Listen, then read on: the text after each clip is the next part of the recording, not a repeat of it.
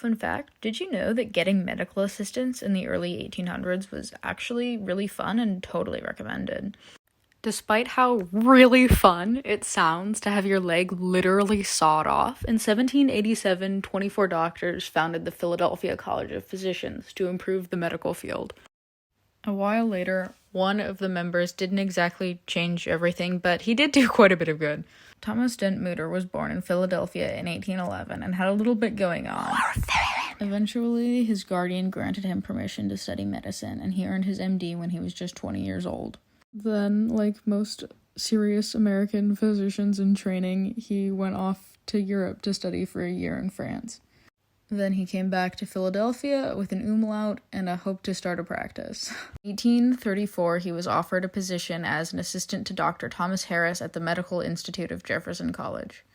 Between his job as an assistant and doing house calls, Mutter made a name for himself as being actually, really cool.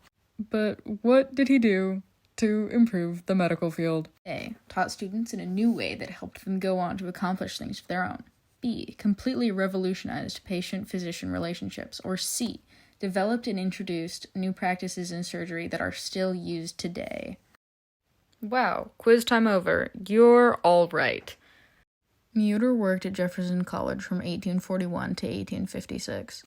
He adopted the quizzing method of lecturing from Edinburgh, which encourages questions and answers from students. He was the first American to do that, instead of just talking at people. Another trademark of this technique is splitting up the class into smaller groups so he could interact more directly with his students. He was literally known for being everyone's favorite teacher. That was a thing. One thing that definitely becomes evident from his actual introductory lectures is how important he viewed expanding on the work of past surgeons and improving medical science. He was allowed to say that because, of course, he was familiar with being a pioneer himself. One of the best examples of this is that he was the first person in Philadelphia to utilize ether anesthesia. All previous operations were done with fully conscious and completely aware patients. Early on, ether was obviously not without downsides and controversial because of these.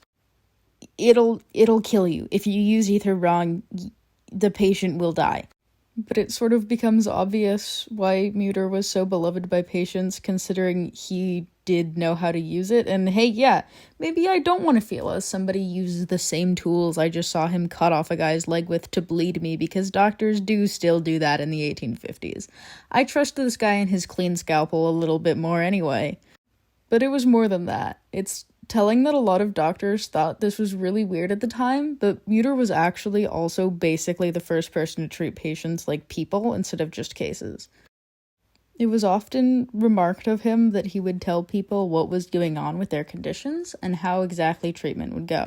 He was also very insistent on pre- and post-surgery care, imploring the college to build recovery rooms for patients to stay in for monitoring. Oh yeah, coming back to it, Mutter was also a champion of clean hands and tools, and no, this was not normal. I really just have to include this one because it's super important historical context, but there was this guy who was apparently his, academic rival, and he wrote in a letter to a student in 1854 that physicians, being gentlemen, had hands that were always clean. Fun fact, washing your hands is actually a pretty good idea if you are a doctor operating on people.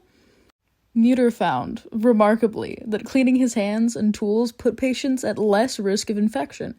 He also practiced and encouraged his students to clean wounds. For a little more historical context, people would usually just cover up recently stitched up operating sites with wet seeds and meal, called poultice. Mutter's thoughts on this are as follows. A great improvement has also taken place in the dressing of wounds.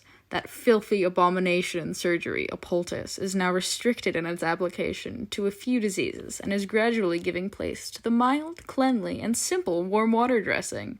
His legacy, though, as well as much of his practice, is dedicated to a more specific passion. When he was still learning in Europe, Mutter became fascinated with a wax statue of a woman with a horn growing out of her head. He purchased it to start off his collection, and it inspired an interest in reconstructive plastic surgeries. Whether that be things people were born with, like a cleft palate, or those people had acquired, like burn scars. Most notably today, probably, he worked on a technique to treat burn scars called the Mutter flap, which is still used today. Also, the museum. There is a museum. It's pretty cool. It's at the Philadelphia College of Physicians. It started with his collection of, like, weird anatomy stuff, and he donated it after his death, and it's not super on theme, but yeah, it is pretty cool. Wow, yay, cheering, clapping, applause, applause, applause, applause, applause, applause.